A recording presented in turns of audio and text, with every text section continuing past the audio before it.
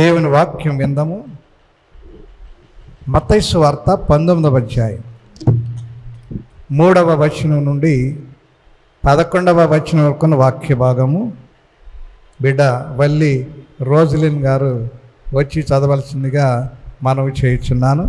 పరిసయ్యులు ఆయనను శోధింపవలెనని ఆయన యొద్దకు వచ్చి, ఏ హేతువు చేతనైనను పురుషుడు తన భార్యను విడనాడుట న్యాయమా అని అడుగగా, ఆయన సృజించిన వాడు ఆది నుండి వారిని పురుషునిగాను స్త్రీనిగాను సృజించిననియు, ఇందు నిమిత్తము పురుషుడు తల్లిదండ్రులను విడిచి తన భార్యను హత్తుకొనును, వారిద్దరును ఏక శరీరముగా ఉందురని చెప్పెననియు మీరు చదవలేదా? కాబట్టి వారికను ఇద్దరు కాక ఏక శరీరముగా ఉన్నారు కనుక దేవుడు జతపరిచిన వారిని మనుష్యుడు వేరుపరచకూడదని చెప్పెను. అందుకు వారు, అలాగైతే పరిత్యాగ పత్రికనిచ్చి ఆమెను విడనాడమని మోషే యొద్దకు ఆజ్ఞాపించెనని వారు ఆయనను అడుగగా, ఆయన మీ హృదయ కాఠిన్యమును బట్టి మీ భార్యలను విడనాడ మోషే సెలవిచ్చెను, కానీ ఆది నుండి అలాగూ జరగలేదు. మరియు వ్యభిచారము నిమిత్తమే తప్ప తన భార్యను విడనాడి మరి ఒకతను పెండ్లి చేసుకొనువాడు వ్యభిచారము చేయుచున్నాడనియు, విడనాడబడిన దానిని పెండ్లి చేసుకొనువాడు వ్యభిచారము చేయుచున్నాడనియు మీతో చెప్పుచున్నానని వారితో అనెను. ఆయన శిష్యులు, భార్యాభర్తలకుండు సంబంధము ఇటిదైతే పెండ్లి చేసుకొనుట యుక్తము కాదని ఆయనతో చెప్పిరి. అందుకాయన, అనుగ్రహము నొందిన వారు తప్ప మరి ఎవరునూ ఈ మాట అంగీకరింపనేరరు. తల్లి గర్భము నుండి నపుంసకులుగా పుట్టిన వారు కలరు, మనుష్యుల వలన నపుంసకులుగా చేయబడిన నపుంసకులను కలరు. పరలోక రాజ్యము నిమిత్తము తమ్మును తామే నపుంసకులుగాను చేసుకొనిన నపుంసకులను కలరు.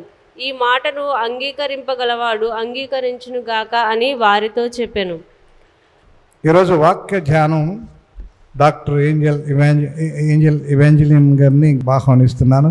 వారు వచ్చే దేవుని యొక్క సందేశాన్ని ఇవ్వవలసిందిగా మనవి చేయించున్నాను. దేవుని నామాన్ని అందరికీ వందనములండి. చిన్న ప్రార్థన చేసుకొని మనం వాక్యంలోకి వెళ్దాం. ప్రభా తండ్రి, ఈ సాయంకాలపు సమయంలో మీ సన్నిధిలో మేము చేరుటకు మాకు ఇచ్చిన అవకాశం కొరకు, మాకు ఇచ్చిన ఈ ధన్యత కొరకు వందనములు చెల్లించుకుంటున్నాం తండ్రి. ప్రభా, ఈ వాక్యం ద్వారా తండ్రి ప్రభా మేము దీవించబడటకు మీరే సహాయం చేయండి. ప్రభా, మాట్లాడేది నేను కాదు కానీ ప్రభా నా ద్వారా మీ యొక్క వాక్యమును ప్రభా ఇక్కడ చేయమని ప్రార్థన చేస్తున్నాం తండ్రి. మాకు ప్రభా ఇది అర్థమవుటకు మాకు కావాల్సిన శక్తిని దయచేయమని ప్రార్థన చేస్తూ యేసు నామములో ప్రార్థించి అడిగి వేడుకుంటున్నాం తండ్రి, ఆమేన్. అందరికీ దేవుని నామాన్ని వందనములండి. ఈరోజు మనకి ఇచ్చిన వాక్య సందేశం యొక్క టాపిక్ వివాహము పవిత్రతతో కూడిన పరస్పర సమర్పణ. Marriage is a sacred and mutual commitment.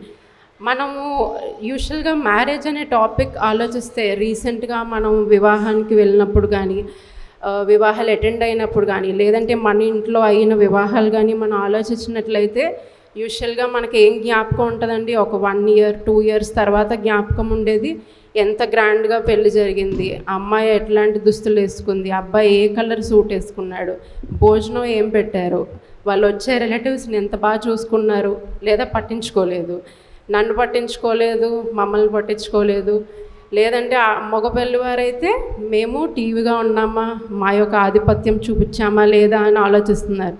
ఆడపెళ్లి వారు మమ్మల్ని మేము ఎంత కరెక్ట్గా చేస్తున్నామా లేదా అని చూస్తున్నారు. కొన్నిసార్లు ఆపోజిట్. ఇవన్నీ మనం మ్యారేజ్లో చూస్తున్నామే తప్పితే మ్యారేజ్ అనేది బైబిల్ పరంగా మనకు వివాహంలో ఉండవలసినవి ఏంటి, అక్కడ వాక్య సందేశం ఇచ్చిన వారు ఏమి ఆ రోజు వాక్య సందేశం ఇస్తున్నారు, అది మనము మ్యారేజ్ అయిన వాళ్ళైతే మన మ్యారేజ్లో ఎలా రిఫ్లెక్ట్ చేసుకుంటున్నాం, లేదంటే కావలసిన వారైతే మనము ఏ రీతిగా ఈ మెసేజ్ని మనకు అప్లై చేసుకుంటున్నాం అనేది చాలా తక్కువ మంది ఆలోచిస్తున్నారు. మేబీ ఒక 100 members వెళ్తే అందులో ఒకళ్ళో ఇద్దరికో గుర్తుంటుందేమో మెసేజ్. నేనైతే గ్యారంటీగా అంతే అనుకుంటున్నాను నెంబర్స్ నాకు తెలిసినంత వరకు. సో మనము ఈరోజు ప్రత్యేకంగా మ్యారేజ్ గురించి మాట్లాడుకుంటున్నాము. మ్యారేజ్ అనేది మనం చూస్తే నార్మల్గా మన టర్మ్స్లో ఇదొక పరస్పర సమర్పణ, మ్యూచువల్ కమిట్మెంట్. ఇది పరిశుద్ధ వివాహం. పేరుకి మనం పరిశుద్ధ వివాహం, హోలీ మ్యాట్రిమనీ అని పెడతాం. దేవుడు మాతో ఉండాలి, వీళ్ళు బిడ్డలను దీవించాలి అని అందరినీ పిలుస్తాం, ఆహ్వానిస్తాం. ద కాన్సెప్ట్ ఏంటంటే అక్కడ మనం దేవుని సన్నిధిలో, దేవుడు మన విట్నెస్గా అండ్ లోకంలో మనకుండ ఇక్కడ తెలిసిన వారి సాక్ష్యముగా మనం మ్యారేజ్ చేస్తున్నాం. అక్కడ బిడ్డల్ని దీవించాలని మనం చుట్టాలను కానీ చర్చ్ మెంబర్స్ని కానీ తెలిసిన వారిని కానీ పిలుస్తున్నాం, అంతేగాని వచ్చే గిఫ్ట్స్ కోసం కాదు. హోలీ కవెనెంట్ అనే వర్డ్ని బైబిల్లో యూజ్ చేస్తున్నారు మ్యారేజ్కి. మ్యారేజ్ అంటే ఒక పవిత్ర ఒడంబడిక. అది జస్ట్ ఒక సింపుల్ కాంట్రాక్ట్, మనం మ్యారేజ్ కాంట్రాక్ట్ సైన్ చేస్తున్నట్టు కాదు. కాంట్రాక్ట్ అనేది ఒక బిజినెస్ కానీ ఫైనాన్షియల్గా కానీ పర్సనల్ రిలేషన్షిప్ లేకుండా మనం కాంట్రాక్ట్ సైన్ చేయొచ్చు. దానికి కొన్ని టర్మ్స్ ఉంటాయి. And any time either of the parties ఎవరికన్నా విల్లింగ్ లేకపోతే, లేదంటే వాళ్ళకి నచ్చకపోతే దే విల్ క్యాన్సిల్. అది క్యాన్సిల్ చేసి మాకు ఇది వద్దు అని వెనక్కి వెళ్ళిపోతారు. బట్ మ్యారేజ్ అలాంటిది కాదండి. వివాహం అనేది ఒక జీవితాంతం మనం తీసుకునే నిర్ణయం. మనకి సహతోడుగా ఉండే ఆ యొక్క వ్యక్తిని, దేవుణ్ణి మనతో పాటు ఏర్పరిచే దినము ఆ రోజు. ఇప్పుడు మనం కవెనెంట్ అనే వర్డ్ మీద, ఒడంబడిక అనే దాని మీద నేను ఎక్కువ ధ్యానం చేయడానికి ఇష్టపడుతున్నాను. మలాకీ గ్రంథం 2వ అధ్యాయం 14వ వచనంలో చూసుకున్నట్లయితే అక్కడ దేవుడు ఏం చెప్తారంటే, she is your wife by covenant. అంటే ఆమె నీకు తోటిదై నీవు చేసిన నిబంధనకు పాత్రురాలు కాదా? దేవుడు అక్కడ క్వశ్చన్ చేస్తున్నాడు. నీకు ఇచ్చిన సహకారి నీకు నిబంధనకు పాత్రరాలు, నువ్వు ఒప్పుకున్నావు కదా, నువ్వు నిబంధన చేసావు ఆమెతో, తనతో జీవితాంతం ఉంటానని క్వశ్చన్ చేస్తున్నారు. ఇక్కడ దేవుడు మనకి సాక్షి, భర్తకి భార్యకి మధ్యన దేవుడు సాక్షిగా ఉంటున్నాడు. అండ్ అక్కడ ఆల్సో మనం కిందకి ఇంకా చదువుకుంటూ వస్తే 15వ వచనంలోని తర్వాత వచనాల్లోని దేవుడు ఏం చేస్తాడంటే, నీ శరీరము నా యొక్క ఆలయం, you have to keep it Holi, your body and spirit. నీ శరీరము ఆత్మ రెండు నాకు వలె పవిత్రంగా ఉండాలి అని దేవుడు మనకు చెప్తున్నారండి. అండ్ దాన్ని బట్టి మనము అన్ఫెయిత్ఫుల్గా ఉండకూడదు. వైఫ్ అయితే హస్బెండ్కి, హస్బెండ్ అయితే వైఫ్కి మనము అవిశ్వాసత చూపించుకోకూడదు, అన్ఫెయిత్ఫుల్నెస్ ఉండకూడదు అని దేవుడు చెప్తున్నారు. ఒడంబడిక అనే మాటని మనం డిఫైన్ చేస్తే కనుక దాన్ని డివైన్లీ క్రియేటెడ్ రిలేషనల్ బాండ్ అని చెప్తున్నారండి. అంటే దేవుడు మనుష్యులతో ఏర్పాటు చేస్తున్న ఒక ప్రత్యేకమైన బంధం. ఈ ఒడంబడిక బైబిల్లో మనం చూసినట్లయితే పలు చోట్ల మనం చూసాము already. And it is not every other day దేవుడు ఒడంబడిక తన ప్రజలతో చేయలేదు. చాలా కొన్ని ఇంపార్టెంట్ సిట్యుయేషన్స్లో మాత్రమే దేవుడు తన ప్రజలతో ఒడంబడిక చేసిన సిట్యుయేషన్స్ మనం చూస్తున్నాం. ఫర్ ఎగ్జాంపుల్ మనం చూసినట్లయితే ఆడంతో ఒక ఒడంబడిక చేశారు, అబ్రహాముతో, దావీదుతో, నోవాహుతో, నెక్స్ట్ ఇజ్రాయెల్తో ప్రజలతో అయితే ఇజ్రాయెల్ ప్రజలు మోషే ద్వారా ఇజ్రాయెల్ ప్రజలతో ఒక ఒడంబడిక చేశారు. న్యూ కవెనెంట్ అని ఉంది, new covenant, everlasting covenant. ఇవన్నీ దేవుడు చేసిన ఇంపార్టెంట్ థింగ్స్ని he's establishing with a covenant. అంటే కవెనెంట్ ద్వారా ముద్ర చేస్తున్నారు. కవెనెంట్ అంటే నార్మల్లీ మనం చూసినప్పుడు ఒక 4 ఎలిమెంట్స్ అంటే అంశాలు ఉంటాయి. ఒకటి ప్రామిస్, నెక్స్ట్ దాంట్లో ఉండే టర్మ్స్ అంటే ఏంటి, వాటిలో మనం నెరవేర్చాల్సినవి, టైం లిమిట్ అని. కానీ మనము పాత నిబంధనలో చూసినట్టయితే ప్రతి కవెనెంట్ ఒక సాక్రిఫైస్తో, రక్తముతో అండ్ దాన్ని ముద్రీకరిస్తారు. దెర్ ఇస్ ఎ సీల్, దాన్ని క్లోజ్ చేయడానికి, ఇది ఇంకా మార్చకూడదు అని చెప్పడానికి దేవుడు దాన్ని సీల్ చేస్తున్నాడు. సో మనం అలా చూసినట్లయితే మనకి దేవుడు ఇచ్చిన మెయిన్ ఇంపార్టెంట్ ఒడంబడిక ఒకటి న్యూ కవెనెంట్. అదేంటంటే దేవుడు మనకు ఒక ప్రామిస్ చేస్తున్నారు.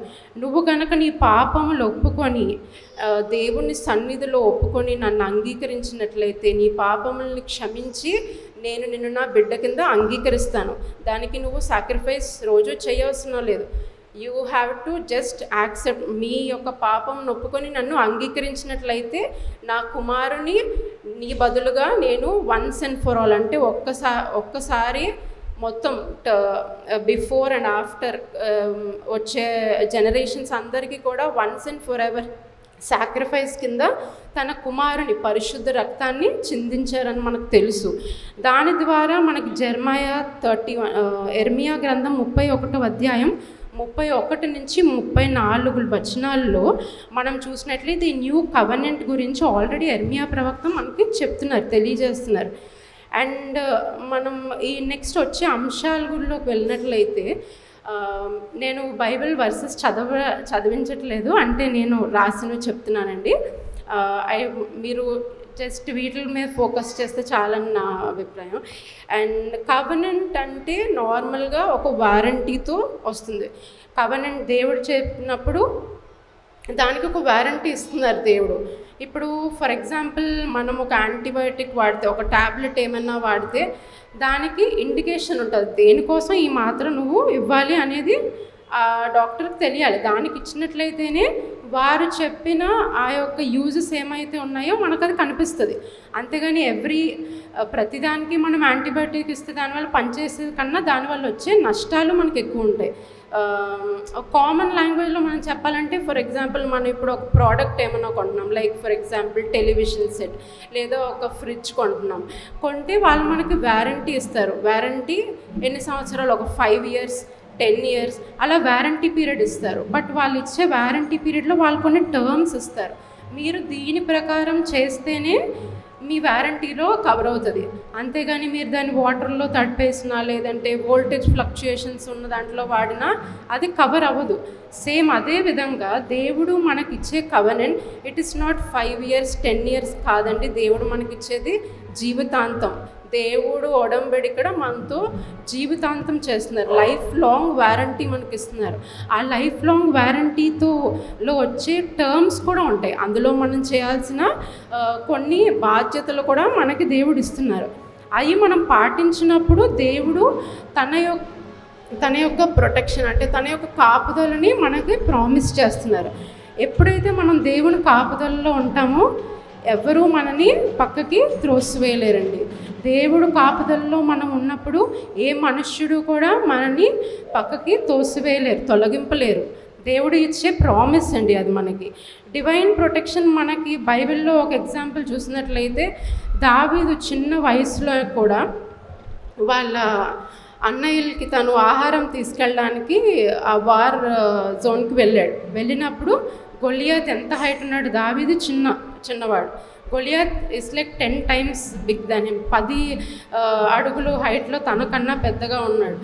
అండ్ తను వచ్చి పెద్ద ఆర్మర్ వేసుకొని భయపెడుతుంటే ఫిలిస్తీన్లు వాళ్ళందరూ కూడా చాలా హ్యాపీగా ఇజ్రాయెల్ ప్రజల్ని వాళ్ళు భయపెడుతున్నారు. అండ్ ఇజ్రాయెల్ ప్రజలు భయపడుతున్నారు. అక్కడ దావీదు ఒక మాట యూజ్ చేస్తారు. మీరు ఎందుకు ఫస్ట్ శామ్యూయల్లో ఉంటుంది 17th chapter ఈ కాంటెక్స్ట్, మీరు ఎందుకు ఒక సున్నతి చేయబడని ఒక ఫిలిస్తీయుడు మాటలకి భయపడుచున్నారు? ఎంత చక్కగా మాట్లాడుతున్నాడంటే ఆయన, మనము సున్నతి చేయబడి దేవుని సన్నిధిలో ఉన్నవారము, ఆయనకి సున్నతి చేయబడలేదంటే ద కాంటెక్స్ట్ ఏంటంటే ఆ సున్నతి గురించి కాదు, కానీ he's not under divine protection of God. ఇశ్రాయేలు దేవుని యొక్క కాపుదలలో గొలియాతు లేడు, కానీ ఇశ్రాయేల్ ప్రజలు ఉన్నారు. అది మర్చిపోయి వాళ్ళు just size of the enemy, అంటే ఎనిమీ ఎంత సైజు ఉన్నాడో తన పవర్ ఎంత ఉన్నదని మట్టుకే ఆలోచిస్తున్నారు. బట్ దావీదు అక్కడ చక్కగా చెప్తున్నారు, మీరు ఎందుకు భయపడుతున్నారు, మనకు అంతకన్నా బలవంతులైన దేవుడు మన వెనక ఉన్నారు కదా అని చెప్పి మనకు అక్కడ పాయింట్అవుట్ చేస్తున్నారు. సో మనము ఎప్పుడూ కూడా దేవుడు ఇచ్చే అంశాలను మనం పాటించినట్లయితే డెఫినెట్లీ గొలియాతు వంటి పెద్ద పెద్ద సమస్యలు కూడా మనం ఎదుర్కోగలం. అది వివాహ విషయంలో అవ్వచ్చు, మన లైఫ్ విషయంలో అవ్వచ్చు. బట్ మనకి అవి ఏంటి చేయాలి, మనం కరెక్ట్గా ఉంటున్నామా లేదా అనేది ఫస్ట్ మనం తెలుసుకోవాలి. ఇప్పుడు ఇంకొంచెం మనం డీటెయిల్గా ఒడంబడికలో చూసినట్లయితే 5 కాంపనెంట్స్ అంటే 5 క్యారెక్టర్స్ ఉన్నాయండి ఇందులో. ఫస్ట్ వచ్చి ఇట్ ఈస్ ట్రాన్సిడెంట్, అంటే ఇది ఆర్డినరీ కాదు, మన యొక్క మనుషులు స్థాపించినది కాదు, ఇది ఆత్మీయ సంబంధమైన ఒక విషయం.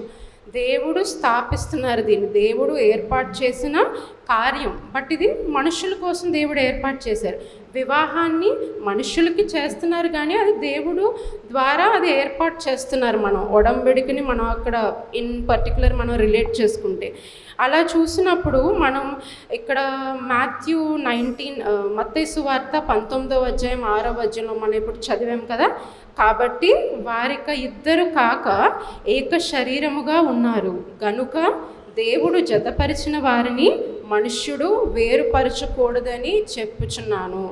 దేవుడు డైరెక్ట్గా చెప్తున్నారు, what God has join no man can separate. దేవుడు ఎప్పుడైతే వాళ్ళని ఏకపరిచారో ఏ మనుష్యుడు దాన్ని కొట్టివేయడానికి లేదు. అక్కడ శిష్యులు లైక్ అక్కడ ఉన్న ప్రజలు వాళ్ళు అడుగుతున్నారు, మరి డైవర్స్ గురించి మోజెస్ ఇచ్చారు కదా కమాండ్మెంట్స్లో, అంటే ఎందుకు? బికాస్ యు ఆర్ నాట్ మీరు నేను ఇచ్చిన ఆజ్ఞలు పాటించట్లేని కారణంగా వచ్చిన ప్రాబ్లమ్స్ వల్ల వచ్చినది డైవర్స్, కానీ విడాకులు. అంతేగాని అది నార్మల్గా నేను క్రియేట్ చేసినది కాదు. దట్ ఈస్ నాట్ నేను ఏర్పాటు చేసిన బంధం అది కాదని దేవుడు మళ్ళీ అక్కడ మనకి తిరిగి గుర్తు చేస్తున్నారు. ఫస్ట్ మ్యారేజ్ మనం బైబిల్లో అయిన ఫస్ట్ మ్యారేజ్ చూస్తే దేవుడే సాక్ష రూపిగా అక్కడ ఉన్నారు. ఆదాముకి అవ్వకి జరిగిన వివాహంలో అక్కడ దేవుడు 3 పాయింట్స్ మనం చూడొచ్చు. 3 పాయింట్స్ అందులో దేవుడు ప్రతిబింబం అంటే దేవుని ఇమేజ్ని మనం ప్రతిబింబిస్తున్నాం. అండ్ నెక్స్ట్ వచ్చి ప్రతిరూపం, యు గో అండ్ మల్టిప్లై, మీరు ప్రతిరూపాలుగా మీరు విస్తరించండి అంటున్నారు. అంటే ఇట్స్ నాట్ లైక్ దేవుడిలాగే అందరూ సేమ్ ఫేసెస్ ఉండాలని కాదు. హిస్ సోల్ అంటే ఆయన స్పిరిట్ని, ఆయన క్వాలిటీస్ని, ఆయన ఎలా ఉన్నారు, ఆయన ఏం చేస్తున్నారు, ఆయన చెప్పిన పద్ధతుల్ని మనం పాటిస్తే దేవుని బిడ్డలుగా ఆయన ప్రతిరూపాలుగా మనం ఉంటామని చెప్తున్నారు. అండ్ ఆయన సృష్టిని మనం పాలించడానికి ఇచ్చినది ఆ యొక్క ఫస్ట్ మ్యారేజ్లో వాళ్ళకి అథారిటీస్ ఇస్తున్నారు ఆ 3. నెక్స్ట్ వచ్చి హైరార్కీ, సెకండ్ పాయింట్, అది క్రమము. దేవుడు ఒడంబడికి ఇచ్చినప్పుడు క్రమము, లైక్ తండ్రి, కుమారుడు, పరిశుద్ధాత్మ, ఈ క్రమములో వాళ్ళు వచ్చారు. వాళ్ళు టైం లైన్లో వచ్చారు. వాళ్ళు ఒకరినొకరు సర్పాస్ చేసి ఒకరినొకరు వాళ్ళు అధిగమించి, లేదంటే ఏమంటారు, నాట్ లైక్ సప్రెసింగ్, ఇంకొకరిని వాళ్ళని తక్కువ చేసి చూడట్లేదు. It is like Trinity. దేవుడు తండ్రి, కుమార, పరిశుద్ధాత్మ ట్రినిటీగా మనతో ఆయన రిలేట్ చేస్తున్నారు. సేమ్ అదే రీతిగా దేవుడు మనకిచ్చిన ఆజ్ఞ క్రమం ఏంటంటే క్రీస్తు కింద పురుషుడు, పురుషుని కింద స్త్రీ, స్త్రీ కింద వారి పిల్లలు వస్తారని చెప్తున్నారు. ఇప్పుడు మనము ఆ చైన్ ఎప్పుడైతే బ్రేక్ చేస్తామో అప్పుడు మన బ్లెస్సింగ్స్ మనం కోల్పోతామని కూడా దేవుడు చెప్తున్నారు. ఫస్ట్ 1వ కొరింథీయుల పత్రిక 11వ అధ్యాయం 3వ వచనం. ఈ వచనంలో మనం చూసినట్టయితే దేవుడు అక్కడ క్లియర్గా చెప్తున్నారు పౌలు ద్వారా, ప్రతి పురుషునికి శిరస్సు క్రీస్తనియు, స్త్రీకి శిరస్సు పురుషుడనియు, క్రీస్తునకు శిరస్సు దేవుడనియు మీరు తెలుసుకోవలను. అక్కడ మనకి ఆర్డర్ కనిపిస్తుంది, క్రీస్తు కింద హస్బెండ్ కింద వైఫ్. బట్ ఈ ఆర్డర్ మనకి చెప్పినప్పుడు దేవుని యొక్క ఉద్దేశము, మీరు ఇది ఒక ఫంక్షనల్ యూనిట్ లాగా, అంటే తండ్రి, కుమారుడు, పరిశుద్ధాత్మ ఎలా అయితే కలిపి మనకి పనిచేస్తున్నారో, ఎలా అయితే మన బెటర్మెంట్ కోసం, మన దీవెనల కోసం వాళ్ళు మనకి ఉన్నారో, అటువంటి రీతిగా మనం కూడా అదొక పాజిటివ్ వేలో చూడాలి. కానీ లేదంటే ఒకరినొకరు అత్యధిగమించడం, లేదంటే ఇంకొకరిని అణిచివేయటానికి ఏర్పాటు చేసిన చైన్ కాదు. బట్ గాడ్ క్లియర్లీ మనకి ఏం చెప్తున్నారంటే మనము ఆ యొక్క చైన్ని ఫాలో అవ్వాలి. స్త్రీ తన సొంత పురుషునికి లోబడి ఉండవలను అని కూడా ఎఫెసీయుల పత్రిక 5వ అధ్యాయం 21వ అధ్యాయంలో చెప్తున్నారు. అక్కడ ఇంకొక మాట కూడా రాసి ఉంటుంది, ఎట్టి రీతిగా ఏ విధమైతే భర్త అంటే ఒక పురుషుడు దేవునికి లోబడి ఉంటున్నాడో, అండ్ నువ్వు ఎటువంటి రీతిలో దేవునికి లోబడి ఉంటున్నావో అదే రీతిగా నువ్వు నీ సొంత మనిషికి అంటే నీ యొక్క హస్బెండ్కి లోబడి ఉండాలి అని మనకు అక్కడ ఆజ్ఞాపిస్తున్నారు. సో ఇక్కడ మనం చూసినప్పుడు మనము లోబడి ఉన్నప్పుడు మనకు కావాల్సిన దీవెనలు మనకు వస్తాయి. బట్ లోబడి ఉండడానికి నువ్వు అర్హుడిగా ఉన్నావా అనేది కూడా మనం ఆలోచించాలి. ఇప్పుడు దేవుడు మనకి ఒక రూల్స్ సెట్ చేసినప్పుడు మనం ఆ రూల్స్ ప్రకారం వెళ్తున్నామా లేదా అని ఎలా చూస్తున్నాము. దేవుడు పాపము లేని వానిగా ఉన్నారు. దేవుణ్ణి మనం ఎంత రెస్పెక్ట్తో మనం చూస్తామో అదే రెస్పెక్ట్తో ఒక హస్బెండ్ని వైఫ్ చూడాలంటే హస్బెండ్ ఎంత ట్రూత్ఫుల్గా గాడ్స్ ఇమేజ్ని తన జీవితంలో ఎంత మంచిగా రిఫ్లెక్ట్ చేయగలుగుతున్నాడు అనేది కూడా మనం చూసుకోవాలి. సో అక్కడ దేవుడు మనుష్యుని లైక్ హస్బెండ్ మ్యాన్ని చూసుకుంటే హీ హెల్డ్స్ హిమ్ రెస్పాన్సిబుల్. స్త్రీ ఎప్పుడైతే ఆదాము అవ్వ విషయంలో సర్పెంట్ మాట విని పాము యొక్క మాట విని ఆ చెట్టు దగ్గర తీసుకుంటారో అక్కడ స్త్రీ హస్బెండ్కి చెప్పినప్పుడు ఆయన కూడా మాట తప్పి ఇద్దరూ పాపం చేస్తారు. ఇద్దరూ పాపం చేసినప్పుడు దేవుడు వచ్చినప్పుడు ఎవరిని పిలుస్తారండి? అవ్వ ఎక్కడున్నావని పిలుస్తారా? ఆదాము అవ్వ ఎక్కడున్నావని పిలుస్తారా? లేదు. దేవుడు ఆదామా ఎక్కడున్నావు, ఆదామా ఎక్కడున్నావు అని ఆదామును పిలుస్తున్నాడు. ఎందుకంటే it is a man's responsibility to keep his family under God's thing. అంటే మనం హస్బెండ్ అండ్ వైఫ్ని మనం ఒక ఫ్యామిలీగా తీసుకుంటే హస్బెండ్ యొక్క రెస్పాన్సిబిలిటీ, వైఫ్ కూడా తనతో పాటు దేవునిలో ఉండుట. అందుకు ఫస్ట్ ఆయన కూడా దేవునిలో ఉండే విధంగా ఉండాలి. ఇట్స్ జస్ట్ మనం హస్బెండ్ మంచిగా ఉంటే చాలు, ఆయన ప్రేయర్ చేసుకుంటే చాలు, నేను ఎలా ఉన్నా సరిపోతుంది, మనం ట్యాగ్ అలాంగ్ అవ్వలేం. ఇప్పుడు మనకి రక్షణ అనేది ఇండివిజువల్గా ఉంటుంది. రక్షణ అనేది ఇప్పుడు పెళ్ళయింది కదా, హస్బెండ్ రక్షణ పొందాడు, సో పరలోక రాజ్యానికి నాకు కూడా టికెట్ వచ్చేసింది అనుకోవడానికి లేదు. హస్బెండ్ రక్షింపబడితే హస్బెండ్ మాత్రమే పరలోక రాజ్యానికి అర్హుడు. ఇది ఇండివిజువల్. మన సాల్వేషన్ అంటే మన యొక్క రక్షణ అనేది మన ఇండివిజువల్ థింగ్. మ్యారేజ్లో అక్కడ శరీరాలు రెండు ఏకమవుతున్నది ఫ్యామిలీ పర్పస్కి. అండ్ దేవుడు వారిద్దరిని ఒక కుటుంబంగా ఏర్పరుస్తున్నాడు. కానీ రక్షణ విషయంలో వచ్చినట్లయితే భార్య రక్షణ పొందిందని భర్త రక్షణ పొంది ఉన్నాడని భార్య, వాళ్ళు అంటే ఒకరితో ఒకరు వెళ్ళిపోలేరు. నీ రక్షణ ఎటువంటిది అనేది మనల్ని మనం విమర్శించుకొని మనం చూసుకోవాలండి. ఇప్పుడు మనం ఎప్పుడు మన రక్షణ కరెక్ట్గా ఉంది, మన నడవడిక ఎలా కరెక్ట్గా ఉందని ఎలా తెలుస్తామంటే కంపారిజన్ మనం చేసుకోవడానికి లోకస్తుల్ని కంపారిజన్ చేసుకోవడం అంత మంచి ఉద్దేశం కాదు. మేబీ గుడ్ ఎగ్జాంపుల్స్ ఉండొచ్చు, వాళ్ళని మీరు ఇన్స్పిరేషన్గా తీసుకున్నప్పుడు 1 or 2 పాయింట్స్ మంచివి చూడొచ్చు. చెడువు చూసినప్పుడు చెడువు చేయకూడదని ఆలోచించవచ్చు. బట్ బిబ్లియోసెంట్రికల్ అంటే మనం బైబిల్ని ఆధారంగా తీసుకుని ఎప్పుడైతే ఫాలో అవుతామో that will be the best example to follow. Third వచ్చి రూల్స్, నిబంధనలు. దేవుడు మనకిచ్చే నిబంధనలు ఉన్నాయి. దీంతో పాటు ఒడంబడికలో నిబంధనలు కూడా ఉంటాయి. నిబంధనలు ఈ ఎఫ్ఎస్సి పత్రిక 5వ అధ్యాయం 21 to 30, 21 నుంచి 33 వరకు చాలా ఇన్స్ట్రక్షన్స్ ఉంటాయి. ఒకటి సంఘానికి ఇచ్చే ఇన్స్ట్రక్షన్. నెక్స్ట్ 21 నుంచి 33కి వచ్చినప్పుడు హౌస్ హోల్డ్ అంటే ఒక కుటుంబానికి ఇచ్చే ఇన్స్ట్రక్షన్స్, నిబంధనలు అక్కడ రాసి ఉన్నాయి క్లియర్గా. అందులో 33 verse 33వ వచనాన్ని నేను హైలైట్ చేద్దాం అనుకుంటున్నాను. అక్కడ ప్రతి పురుషుడు తన వలె తన భార్యను ప్రేమింపవలెను, భార్య అయితే తన భర్త యందు భయము కలిగి ఉండునట్లు చూసుకోవాలను అని పౌలు భక్తుడు మనకు తెలియజేస్తున్నాడు. సో మనము హస్బెండ్ తన వైఫ్ని ప్రేమించాలి. ఎలాగా అంటే తాను ప్రేమించిన రీతిలోనే తను ప్రేమించాలి. అండ్ వైఫ్ షుడ్ రెస్పెక్ట్, అంటే వాళ్ళ హస్బెండ్ని వైఫ్ రెస్పెక్ట్ చేయాలి. ఎటువంటి రెస్పెక్ట్, నువ్వు దేవునికి ఎటువంటి రెస్పెక్ట్ ఇస్తున్నావో సేమ్ అటువంటి రెస్పెక్ట్ ఇవ్వాలని మనం అక్కడ చూస్తున్నాం.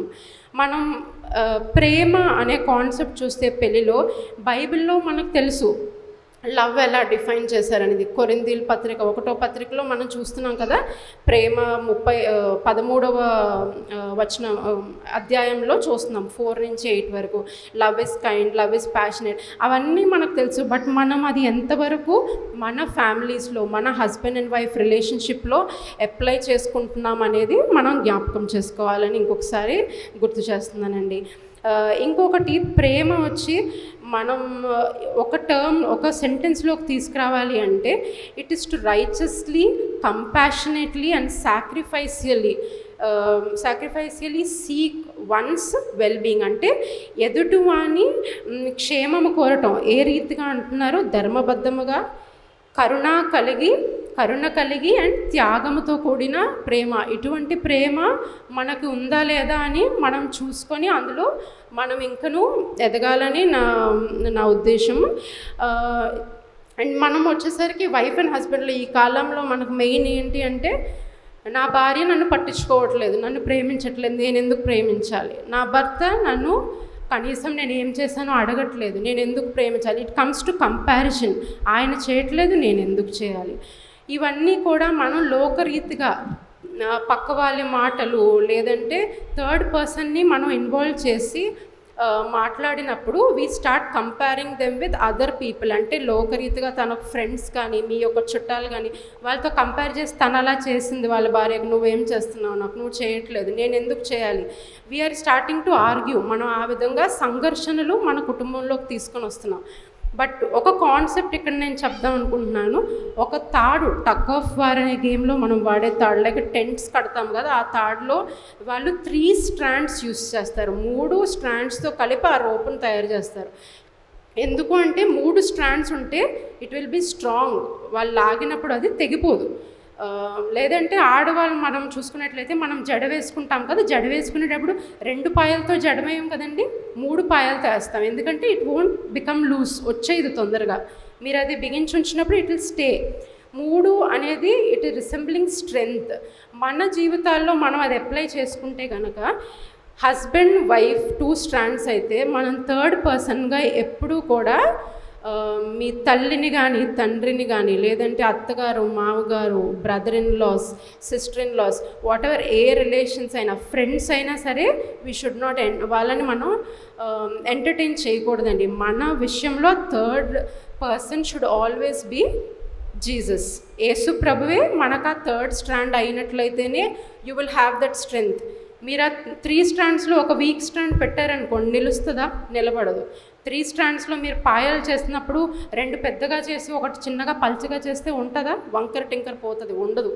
సేమ్ అదే రీతిగా God is the person who you can carry forward in your life. మీ జీవితంలో దేవుణ్ణి కనుక ఆ 3వ వ్యక్తిగా మీరు ఉంచినట్లయితే ఏ మనుష్యుడు కూడా మిమ్మల్ని వేరు చేయలేరు. దేవుడే మనకు ఆ వాగ్దానం ఇస్తున్నారు. ఆయన్ని కనుక మనం ఉంచుకున్నట్లయితే మనకి ఏ ప్రాబ్లమ్స్ రావని. సో నెక్స్ట్ 4th వస్తే కనుక blessings and curses. Blessings and curses అంటే దీవెనలు శాపములు మనకి ఎప్పుడు వస్తాయి అంటే మనం ఈ కవెనెంట్ లోపల ఈ రూల్స్ అన్నీ పాటిస్తూ ఆ లోపల అంటే లైక్ ఇఫ్ మనం ఒక అంబ్రెల్లాని ఇమాజిన్ చేసుకుందాం, ఒక గొడుగు. ఆ గొడుగు లోపల ఉన్నంత వరకు వర్షం పడితే మనం తడవము. అదే గొడుగు బయటకు వస్తే ఆటోమేటిక్గా తడుస్తాం. గొడుగుని మనం దేవుని కింద లైక్ క్రైస్ట్ యేసు ప్రభువు కింద మనం తీసుకున్నట్లయితే, క్రీస్తు అనే రక్షణ లోపల మనం ఉన్నట్లయితే, ఆయన నిబంధనలు పాటించినట్లయితే ఖచ్చితంగా మనం సేవ్ అవుతాం, ఆయన యొక్క దీవెనలకు అర్హులం అవుతాం. బ్లెస్సింగ్స్ ఖచ్చితంగా వస్తాయి. టెంపరీగా మనకి ఏమైనా ప్రాబ్లమ్స్ వచ్చినా దేవుడు మనల్ని కాపాడుతాడు. అంతేగాని మనం గొడుగు బయటకు వెళ్తే తడిచిపోతాం, మనకి శాపం అంటే లాస్ ప్రాబ్లమ్స్ అన్నీ వస్తాయి. అండ్ ఇప్పుడు మనం ఇదే ఎగ్జాంపుల్ని కంటిన్యూ చేస్తే కనుక మనకి ప్రాబ్లమ్స్ని మనం వర్షం కింద ఊహించుకుంటే ప్రాబ్లమ్స్ లో అంటే సమస్యల సమయంలో క్రీస్తుని మీరు ఒక గొడుగు పెట్టుకున్నట్లయితే కనుక మనకి ప్రాబ్లమ్స్ సొల్యూషన్ దొరుకుతుంది నెమ్మదిగా. అంతేగాని ప్రాబ్లం మాయమైపోదు. వర్షం ఆగిపోతుందా? మీరు అంబ్రెల్లా పట్టుకోగానే ఎప్పుడైనా వర్షం ఆగదు కదా. మీరు వర్షం నుంచి సేవ్ అవుతారు, అంటే తడవకుండా ఉంటారు, ఎందుకంటే గొడుగులో ఉన్నారు కాబట్టి. So it takes time. దేవుణ్ణి మనం ఆశ్రయించినట్లయితే ఆ సమయంలో మనకు దేవుడు ఇచ్చిన ఆ యొక్క నిబంధనలు కానీ లేదంటే ప్రేరేపణ బట్టి కానీ మనం వెళ్ళినట్లయితే అప్పుడు ఖచ్చితంగా మనకు ఆ వర్షం ఆగిపోతుంది. బట్ అంతవరకు మనం దేవునిలో ఉంటున్నామా లేదా? అండ్ నాట్ జస్ట్ దెన్ అంటే ఓన్లీ సమస్య వచ్చినప్పుడే దేవుని దగ్గరకు పరిగెత్తుకొని వస్తున్నామా? లేదు అంటే do we know in person like మనకి దేవుని యందు బలంగా ఉన్నట్లయితేనే సమస్య వచ్చినప్పుడు ఈ రీతిగా నేను చేయాలి, ఈ రీతిగా నేను చేయాలని మీకు మార్గం తెలుస్తుంది. లేదంటే యూ విల్ బీ కన్ఫ్యూజ్డ్. మనకు తెలీదు వాళ్ళు చెప్పిన మాట వినాలా, వీళ్ళు చెప్పిన మాట వినాలా. నో, ఎవరి మాట వినవసరం లేదు. మనం అన్నీ కూడా మనకి బైబిల్లోనే రాయబడి క్లియర్గా ఉన్నాయి. బట్ మనం ఎంతవరకు మనకు తెలుసో అంతవరకే మనం చేయగలం కదా. సో మనకు తెలియాలంటే దేవునితో మన ఆత్మీయ సంబంధం భార్యాభర్తలుగా కలిసి మనం ఏర్పాటు చేసుకోవాలి. అండ్ ఒడంబడికి ఇట్ ఆల్సో జనరేషన్ అంటే వారసత్వం, లేదంటే తరాల్లో అది వస్తుంది. మనం ఒక వచనం చూసినట్లయితే నెహెమయా 4వ వచనంలో 14th వర్స్ చూస్తే, మీ భార్యలు పక్షముగాను మీ నివాసము మీకుండునట్లు యుద్ధము చేయుడి. గాడ్ ఈజ్ సేయింగ్ మీ యొక్క ఫ్యామిలీ కోసం మీరు ఫైట్ చేయండి. ఎందుకంటే ఇఫ్ నాట్, మీరు తల్లిదండ్రులుగా ఫెయిల్ అయితే ఆ ఎఫెక్ట్ మీ యొక్క పిల్లల మీద, వారి తరాల మీద ఎఫెక్ట్ చూపిస్తుంది. పిల్లలు పెద్దవాళ్ళని చూసి నేర్చుకుంటారు. మెయిన్లీ వాళ్ళు వచ్చి ఎవరిని చూస్తారు? తల్లిదండ్రులను చూస్తారు. వారే సరిగ్గా లేకపోతే వారు ఖచ్చితంగా త్రోవ తప్పిపోతారు. సో మనము మన ఫ్యామిలీ గురించి ఫైట్ చేయాలని దేవుడు చెప్తున్నారు. అది బైబిల్ పరంగా వెళ్ళి మనం గొడవ పడేయాలి, ఎవరినైనా కొట్టేయాలి, తిట్టేయాలని కాదు. బైబిల్ పరంగా మనం వాళ్ళ కోసం ఫైట్ చేయాలి, దేవుని యందు ప్రార్థనలో పెట్టాలి, మనకు వచ్చే సమస్యలను పరిష్కరించుకోవాలి. అండ్ మెయిన్ మన సొల్యూషన్స్ ఎప్పుడు దొరుకుతాయంటే వెన్ హస్బెండ్ అండ్ వైఫ్, భార్యాభర్తలు కలిసి దేవుని సన్నిధిలో కూర్చొని అది సాల్వ్ చేసుకుంటే జరుగుతుంది. అంతేగాని మా అత్తయ్య ఎలా అన్నారు, మా బావయ్య ఎలా అన్నారు, మా హస్బెండ్ ఎలా అన్నారు అని వెళ్ళి మీరు పక్కింటి వాళ్ళకి, ఎదురింటి వాళ్ళకి చెప్తే మన సమస్య ఎప్పటికీ సాల్వ్ అవ్వదు. You will become a laughing stock. అంటే నిన్ను చూసి వాళ్ళని హేళన చేస్తారు. నీ ఎదురుగుండా ఓకే అని వింటారు, పక్కకు వెళ్ళి నీ గురించి వాళ్ళు మాట్లాడతారు. మనము దేవుని యొద్ద వచ్చి, ప్రాబ్లం ఎవరి ద్వారా వచ్చినా, హస్బెండ్ అయితే వైఫ్తో, వైఫ్ అయితే హస్బెండ్తో వచ్చి నాకు ఈ విషయంలో ప్రాబ్లం ఉంది అని కమ్యూనికేట్ చేసి, మనం ఇట్లా ఒక ఇది మనకి సమస్య అని మాట్లాడుకొని దేవునిని సన్నిధిలో అది పెట్టి ఎలాగా దాన్ని సాల్వ్ చేసుకున్నారో చూసుకొని ఒకరినొకరు క్షమించుకున్నట్లయితే ఖచ్చితంగా దేవుడు ఆ ప్రాబ్లంకి సొల్యూషన్ ఇస్తారు. బట్ అదే మనము వదిలేసి సంఘర్షణలు కంటిన్యూ చేస్తే we cannot see the end of the problem. మనకు ఆ ప్రాబ్లంకి సొల్యూషన్ ఇంకా దొరకదు.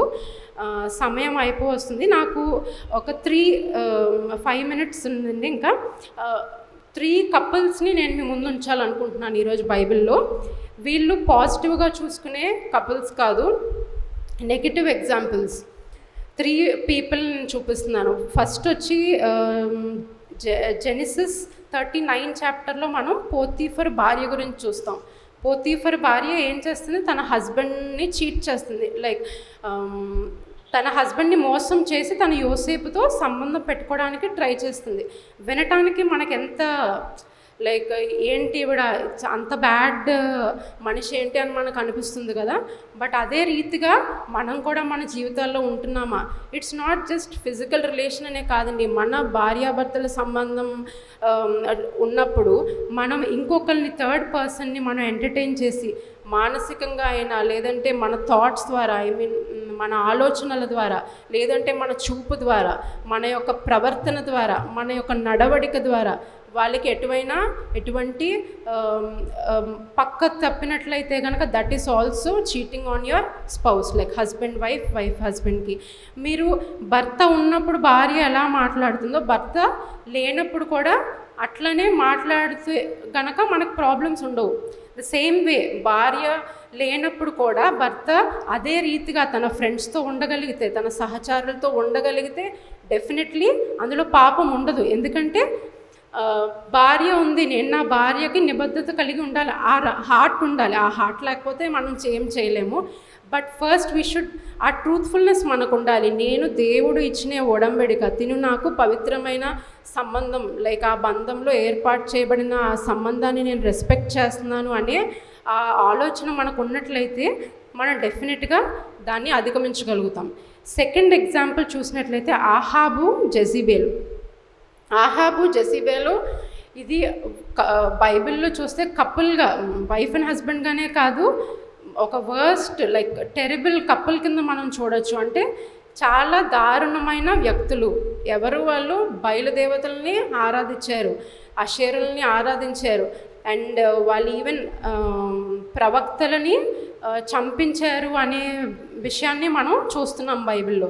సో అక్కడ ఆహాబు జెజిబేలు ఎట్లా చెప్తే సేమ్ అలాగా ఫాలో అయిపోయాడు. అండ్ తన ఇంటెన్షన్స్ ఈవిల్ ఇంటెన్షన్, తప్పుడు ఇంటెన్షన్స్ అయినప్పుడు తను దాన్ని అడ్డుకట్ట వేయలేదు. That is the mistake Ahab చేసినది. మనం ఎప్పుడూ కూడా ఒకరికి చెప్పినప్పుడు it shouldn't be personal interest, అంటే మన బెనిఫిట్, మన యొక్క లాభం కోసం, లేదంటే నా కుటుంబ లాభం కోసం నేను హస్బెండ్ని ఇన్ఫ్లుయెన్స్ చేయకూడదు. ఇట్ షుడ్ బీ లైక్ మనము దేవుని పద్ధతిలో ఉంటున్నామా లేదా అనేది చూడాలి. అక్కడ ఆహాబు గనక ఆ విషయంలో తను ఆలోచించినట్లయితే తన లైఫ్ని కాపాడుకునేవాడు. అండ్ ఈవెన్ తన భార్యను తను మార్చగలిగి ఉంటే వాళ్ళిద్దరూ దేవుని రాజ్యంలో ఉండేవారు. బట్ ఒక హోల్ నేషన్ని వాళ్ళు తప్పుద్రోవ పట్టించారు. బట్ వాళ్ళ ద్వారా మనకి దేవుడు నిజమైన దేవుడు అని మనకి అక్కడ సాక్రిఫైస్ ద్వారా మనం చూడగలుగుతాము. నెక్స్ట్ ఎగ్జాంపుల్ వచ్చి అనన్య అండ్ సఫర్య. వీళ్ళు కూడా ఇంకొక బ్యాడ్ ఎగ్జాంపుల్గా మనం చూస్తాం బైబిల్లో. వీళ్ళు దేవుని యొక్క సొమ్మును, అంటే దేవుని యొక్క మనీని వాళ్ళ సొంత ప్రయోజనాలకు యూజ్ చేసుకున్నారు. అండ్ నెక్స్ట్ వాళ్ళు ఇండివిజువల్గా అడిగినప్పుడు అబద్ధం ఆడారు. వాళ్ళు ఒప్పుకోలేదు, నేను చేశాను అని వాళ్ళు ఒప్పుకోలేదు. అండ్ వాళ్ళకి ఏమైందో మనందరికీ తెలుసు. ఇదే రీతిగా మన లైఫ్స్లో కూడా ఎట్లా ఉంటున్నాం అనేది, మనం వారిని పోలిన వారుగా ఉండకుండా దేవుని బిడ్డలు పోలిన వారుగా ఉంటున్నామా లేదా అని మనం రిఫ్లెక్ట్ చేసుకుందామండి. ఒకరికొకరు మ్యూచువల్ సమర్పణ కలిగి ఉండడానికి మనకి ఆ ఒడంబడిక మనలో ఉండాలి. ఆ ఒడంబడిక ఉన్నప్పుడే సమర్పణ వస్తుంది. అండ్ ప్రేమ ఒక ఎమోషన్ మాత్రమే కాదు, కానీ మనకి దేవుడు అది ఇచ్చిన ఆజ్ఞగా తీసుకొని మనం దాన్ని ఇతరులకి చూపించాలి. ఎక్కువ చెప్పను, జస్ట్ పాజిటివ్ కపుల్స్ మీకు ఎగ్జాంపుల్స్ చెప్తాను, మీకు స్టోరీస్ మీకు తెలుసు. అబ్రహాం అండ్ సారాని చూసాము, ఐజాక్ అండ్ రెబెకాని చూస్తున్నాము, Ruth and Boaz, Priscilla and Aquila, Joseph and Mary, యోసేపు మరియా తల్లి, అండ్ దావీదు అబిగేల్ని చూస్తున్నాము, Moses and Zipporah, next Elizabeth and Zacharias. వాళ్ళిద్దరి గురించి అయితే ఏమని రాసి ఉంటుందంటే they were righteous before God. వాళ్ళిద్దరూ కూడా రైచస్ బిఫోర్ గాడ్. బట్ వాళ్ళకి సంతానం చాలా కాలం వరకు లేరు. But God bless them. తర్వాత దేవుడు వాళ్ళని దీవించారు.